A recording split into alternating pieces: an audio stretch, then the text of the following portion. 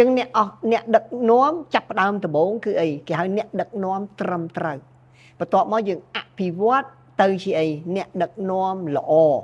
បន្ទាប់មកយើងคลายទៅជាអ្នកដឹកនាំមួយដែលស្តង់ដាពាក្យថាស្តង់ដាគឺការទទួលស្គាល់បាទជំរាបសួរប្រិយមិត្តទស្សនិកជនសូមស្វាគមន៍មកកាន់ការិយាល័យសិក្សារបស់ Daily Plus ថ្ងៃនេះ Daily Plus ទទួលបានសំណួរពីបងប្អូនសិក្ខាកាមដែលធ្លាប់បានសិក្សាវគ្គសក្តានុពលនៃភាពជាអ្នកដឹកនាំហើយគាត់បានផ្ញើសំណួរមកកាន់ខ្ញុំហេតុអ្វីបានជាអ្នកដឹកនាំត្រូវតែមានសក្តានុពលបាទហើយតើធ្វើដូចម្ដេចទើបអាចក្លាយជាអ្នកដឹកនាំដែលមានសក្តានុពលល្អបានបាទគ្រូអញ្ចឹងខ្ញុំសូមបញ្យល់ពាក្យថាចេះ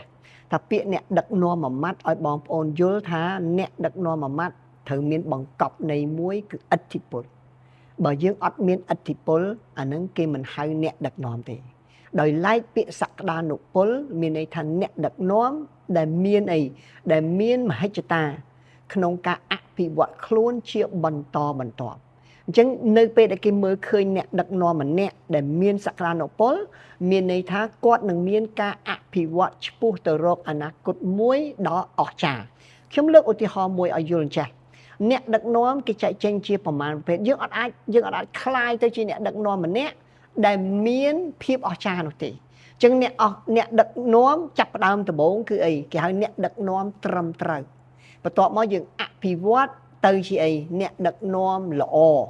បន្ទាប់មកយើងคลายទៅជាអ្នកដឹកនាំមួយដែលស្តង់ដាពាក្យថាស្តង់ដាគឺការទទួលស្គាល់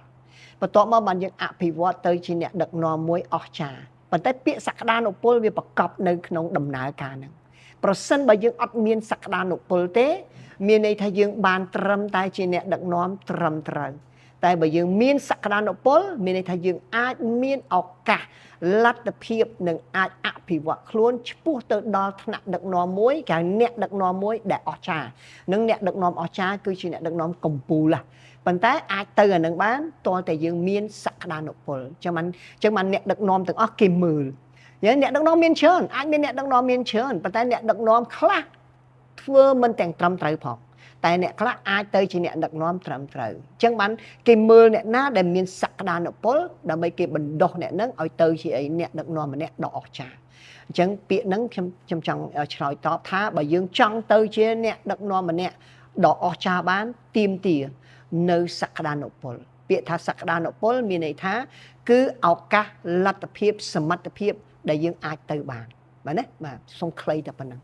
ចូលរួមជាមួយ Daily Plus វគ្គសិក្សាជាកញ្ចប់ស្ដីពីបង្កើនសមត្ថភាពការដឹកនាំនិងការគ្រប់គ្រងបង្រៀនដោយឯកឧត្តមបណ្ឌិតហៅបន្លេងសិក្ខាកាមនិងសិក្សាជំនាញទាំង3វគ្គមានដូចជាវិធីសាស្ត្រគន្លឹះនៃការអភិវឌ្ឍមូលដ្ឋានមនុស្សសក្តានុពលនៃភាពជាអ្នកដឹកនាំការអភិវឌ្ឍប្រសិទ្ធភាពអ្នកគ្រប់គ្រងសិក្សា3ថ្ងៃតាម Zoom និងទទួលបានវីដេអូមេរៀន30វីដេអូសម្រាប់សិក្សាមុនទទួលចុះឈ្មោះត្រឹមតែ30នាក់ប៉ុណ្ណោះចុះឈ្មោះឥឡូវនេះកន្លែងមានកំណត់ចូលរួមជាមួយ Daily Plus